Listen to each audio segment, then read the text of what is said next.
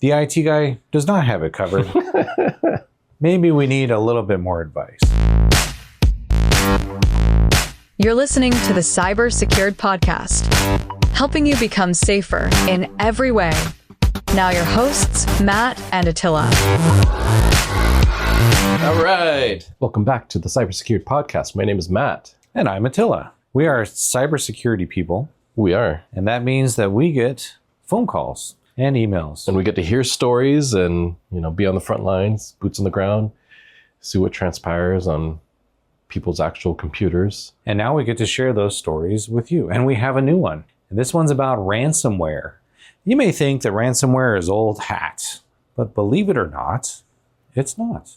Yeah, it's kind of been around for a while, and it's not the primary source of attack any longer, but it's still out there. If the bad guys can get in, if they can get access to your system, it's a good tried and true method to get you to pay up for your data, or if you have sensitive data, to ransomware you over the sensitivity of people's personal information, or some secrets you've been holding on to in your company, if you've got things that I copyrighted. But what is ransomware, Matt? Maybe everyone who's listening has not heard of such a thing. So ransomware is basically when your data on your computer gets scrambled. The files are still there, but you no longer have access to it. And in any effort in trying to open the ransomware or use your computer, you'll typically get a message stating that you've been ransomwared. And you will often get a message saying who it is, and sometimes even get technical support from them on how to pay them. If you don't know what crypto is, or you don't know how to get a crypto account, they'll walk you through setting that up and putting money into it so you can send the money to them. So the silver lining is that you get technical support that will help you pay the ransom so that you can decrypt the files that they have encrypted across your network. Interesting. Yeah. I was reading a recent statistic about ransomware, and in 2024, so last year, ransomware revenues dropped by about a third. And what they are attributing this to, and this is according to the FBI, and what they are attributing this to is the fact that people have better cyber hygiene. So they're not clicking on all those links on the emails. They're giving access to their computers to the bad guys, but they're also having better backups. So when we get a call about ransomware, there's a good chance that maybe this individual or this company might have had some poor cyber hygiene. So we got a call from this, pretty nice person. He runs a food distribution service. It was about 2 weeks ago. Yeah. And this is a wholesaler of fruits and vegetables, foods that you'd find in your supermarket and your restaurant. And he said, I've unfortunately been hit with ransomware. And I have an IT guy, and I think he's got it covered. I said, that's great. A few days later, we got another phone call. And he said, you know what? The IT guy does not have it covered.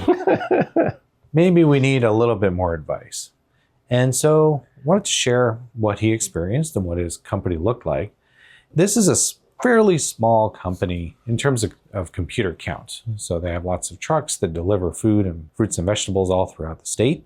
But he has only about 20 computers in his office and a server and an in-house phone server. So there's some sort of phone system there. And ransomware made its way onto those computers. Most likely because one of his staff members accidentally clicked on an email, opened up whatever attachment was in there, got into their system, and because he wasn't running any sort of antivirus or an EDR, it just spread like wildfire. I want to back up on how that can happen. Great. There's a lot of different ways. Quite often, when you receive an email that contains ransomware, it looks like a PDF, and they'll even change the icon to look like it's PDF. And there's a thing on Windows most general users don't know about, where the default for Windows, when you load it up, you go into the interface, it removes the extensions of files. Oh, that's right. And, for people like us, our general go-to is to configure the system up so we know what the extensions are, and We will change the view and the way things click, just, to make it more user-friendly to us because we're more advanced users, right? I love file extensions. And and I love file extensions too. It actually has never really crossed my mind the fact that having that turned on and being able to see the extensions has actually been kind of a saving grace, because I have seen those files that show up as .pdf, .exe. Oh, right. And what is a .exe? Executable. Right. Most people don't know that. There's a couple different formats of executables in Windows. There's .exe, there's .com, there's .bat. DLL can actually execute as well. But if you have file extensions turned off, which most people do, and you get a file that is parading as a PDF, that executable can not only run a malicious command in the background, it will, even possibly run the opening of a PDF. So then it looks like you actually opened something and you're not suspicious of what happened. Oh, like an executable that's parading as a PDF that opens up and looks like a PDF when you run it. Mm-hmm. Interesting. Yep. And most email programs will filter for this kind of stuff, but it's not 100%. And especially with older organization that has old servers, they might even be hosting their own email server, and that hasn't been updated in forever. So, might have actually gotten through. I don't know personally what the case was and how they got in, but it wasn't necessarily clear how they got in, but he's thinking it was most likely suspicious email.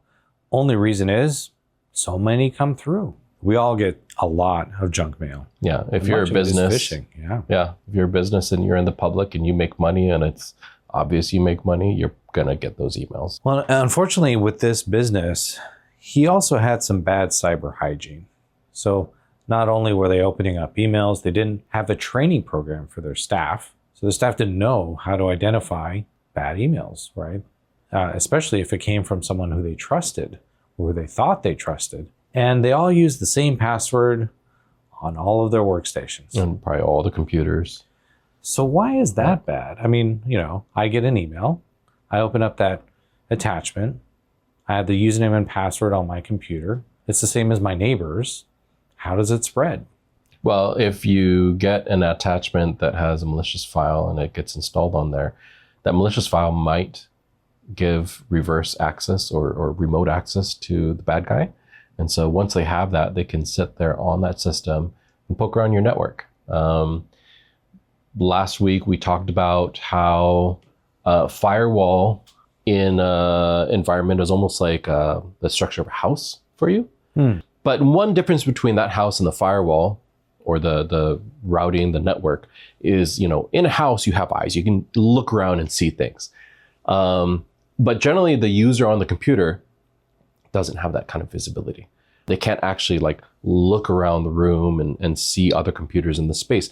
They're there, and there's commands on the computer that you can run to tell you they're there, but you don't know that. And if someone is in the network on a system doing stuff, you wouldn't necessarily see that either. That's where there's a differentiating line between a commercial firewall and something you would buy at Costco, which it sounds like that's what this gentleman had at the business. He did. He had a Costco or Best Buy firewall that was inexpensive and had no monthly fee. And yeah, a commercial firewall that has been properly configured would see that kind of stuff. It wouldn't necessarily block it, but at least it would see it. And with the proper software in place, that software could also send out alerts and do things that would hopefully alert some kind of team to act fast and block things.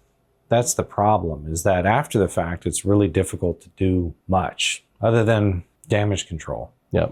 Well, and then once one of those guys get on those computers and they're looking around the network, looking at what's there, they're going to copy the password they see on the computer and try it on another computer. And that's how they, in the world that we live in, we use a term called moving laterally. That's how they would move laterally, move from one computer to another computer to another. And even if they don't have the password for those other computers, if there is a server in that network using, a special type of communication with that server for getting files, the bad guy could actually see those packets, see that information, and they wouldn't necessarily need the password, but they could use the hash. It's called passing the hash.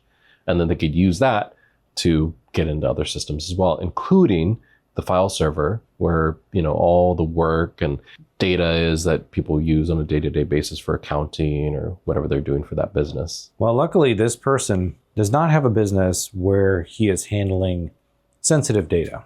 No one is really interested in the price of an eggplant versus your medical history or social security number. So it makes sense that when he did contact the FBI, letting them know that this occurred, he did contact local law enforcement. Not much really happened. There wasn't a lot of assistance given to him because he's a relatively small company, not dealing with critical infrastructure or anything that would be related to sensitive data, or even if he were unable to operate for a few days, it wouldn't really affect things, but it would affect him personally. And we started adding up these costs. Like, how much was this actually costing him in business, in terms of remediation costs? Because, he had to pay his IT guy thousands of dollars to be able to recover. He had to go out and buy new computers because the next day when his employees were coming back to work, he needed something for them to work on. We looked at an estimate of anywhere from $30,000 to $50,000 right off the bat. And like we mentioned at the beginning of the podcast, this was a few weeks ago. Weeks later, it's still costing him money. And it's much slower for him to deliver the products. And you gotta remember, these are fresh products. So if there's any delays, there's also perishables that he has to throw away. And so it did affect his business. It did disrupt his business. It sounds like he's kind of fortunate, though, that he's able to continue business. Because didn't you have another business that got ransomware and it basically put them out of business? It happens all the time. We've had about 3 or 4 cases where these are accounting firms. Right. And reputational damage. The reputation is very difficult to recover from, especially when you're handling other companies' private data. Yep. And when you start to dig into it, much of it has to do with behaviors.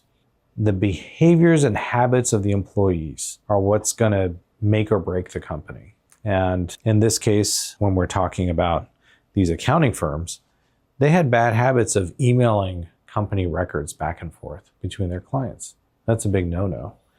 In this case, with this wholesaler of fruits and vegetables, they did not have great habits about their email. So they were opening up email messages, and they just didn't have great habits about setting up the network in the first place. Having local administrator accounts, having a server on-premise, having a phone system on-premise, these are risky behaviors. Well, and ideally you would separate all that stuff out into things called VLANs, separate networks within networks that can't necessarily talk to each other, or they talk to each other in what we call a zero trust style, only communicating what they need at those specific moments. I do see different network configurations in different size companies, though. Yeah. So the VLANs that you describe, those are really handy in larger networks or networks where you're dealing with a lot of sensitive information. Mm-hmm.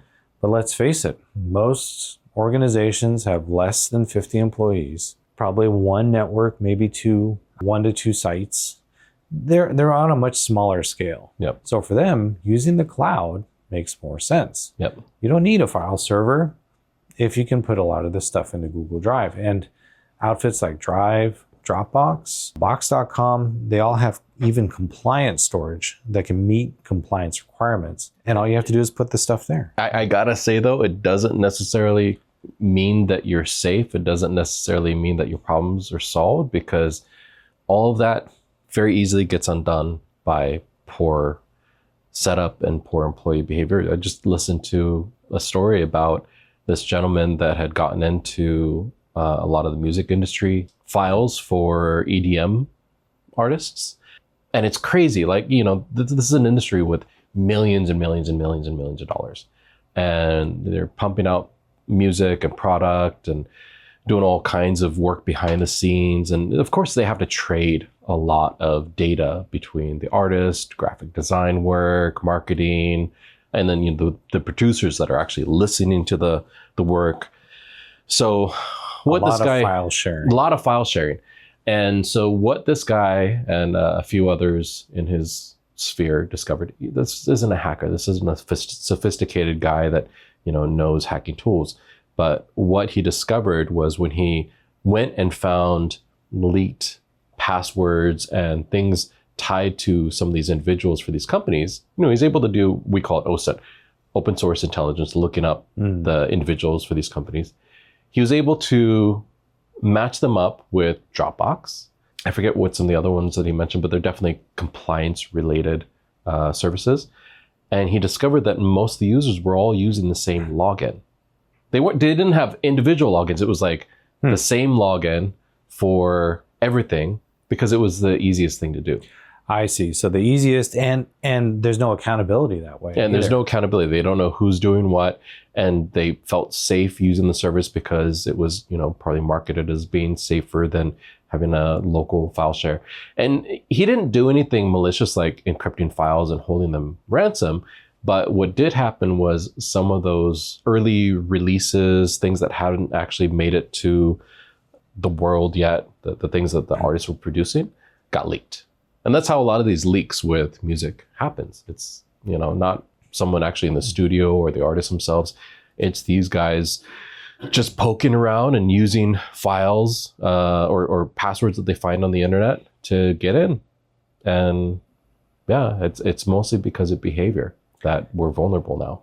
So to recap, the attack surface is moving from an on-premise, on-network type of environment because a lot of small businesses are moving their resources to the cloud.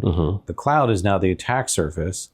However, the cloud is still just as vulnerable, if not more so, if the employees that are using the services don't have good cyber hygiene. Yeah, and in fact, it's much easier now to go after organizations' online presence than hacking into their local network, because hacking into a local network requires a huge skill level, tools, and knowing how to use those tools, and often kind of exposing yourself as you're doing that attack. Whereas going after online credentials, going after those accounts online, someone that has some very basic coding skills could use AI to generate application to pull credentials down and just barrage services with trying to get into account, and they just step away and let it do its thing until they get a ping. Hey, I got into an account. Oh, wow. Okay, cool. And they're in. So spray and pray. Yeah. Your passwords that you've obtained for a company you're trying to infiltrate, instead of having to write custom software and trick people into installing it onto their computers. Yeah. A lot of this just all comes down to good behavior. And we mentioned it last week, or maybe it was a week before, using a password manager. Password manager. That makes a huge difference. Like personally, I don't know the passwords to really any of my online stuff because it's all in my password manager. I just know the password to it. So password is just one half of the puzzle. First one is the email address. And there are some now email masking services. Some are inexpensive, but DuckDuckGo, for example, is free and allows you to create an email forwarder. So instead of giving out your Gmail username and then only focusing on your password, you can have a unique combination of an email address and a password to doubly obscure your identity with a specific provider. Right. Actually, you want to hear something really cool that I started using recently. I forgot what the service is called exactly. It's something like email sub or email forwarder. I can't remember what the title is exactly, but we will put it in the description. We'll put it in the description. So yes, what Attila is talking about is very useful. Apple has a similar feature where it can give you a completely new email that forwards to your thing. I personally don't really care for it because I want my email somehow tied to the service. But what I saw, it was actually advertised by Network Chuck, but a lot of people have talked about this online. Gmail, Microsoft, and a few other services have this. Not every email provider has this. But you can do your name plus the plus symbol icon, and then whatever you want at youremailprovider.com. So if I'm matt@gmail.com and I, sign up for eBay, right? I could do Matt plus eBay account, whatever I want, just in there at gmail.com. And that will go to my matt@gmail.com account. And where that's helpful, what Attila is talking about, is now people can't try matt@gmail.com as an account on eBay because they don't know that I used Matt plus whatever I put in there. Double safety. Yeah. I like it. You just have to remember that's what you used or have that saved in your password manager. Which they are free. They even have a free version, most of these providers. So I know you like Bitwarden. We also use Keeper. We are not endorsed by either of those products. We just want to spread the word that they are good and decent today. Yeah. I have friends that use other ones. I think 1Password is one of them. There's a couple other ones. And they like their password managers as well. It doesn't matter. Just use something. Yeah. And the reason I wanted to talk about this particular company as our little story for today is to kind of illustrate what we see out there. The big boys, the T-Mobile hacks, and the local utility company, those companies and those outfits have a lot of resources. They get a lot of press. But the small guys, those that are less than 50 employees, doing good in the community, serving local businesses as their clients, they're the ones that are getting hit and suffering. And it's a much bigger deal for a small company to be hit with a $50,000 recovery bill than, another Verizon or T-Mobile or other big company that has more resources. So wanted to let you guys know, if you are a small business and this has happened to you, we hear you. You have been heard. You have been heard. Well, that's the end of our show. Perfect. We did a great episode. Yeah. I think so. I think so too. Yeah, ransomware is still a thing that's going on out there. The attack surface has moved to the cloud. So, no matter what kind of setup you have, just be safe out there. Do due diligence, use a password manager, use good practices. And if you don't know what they are, look it up online. The world is your oyster. That information is there. You can do it. I'm Attila. I'm Matt. Stay safe out there. This episode was brought to you by SciPack. To learn more about keeping your business safe from threat, crime, and disaster, visit SciPack.com.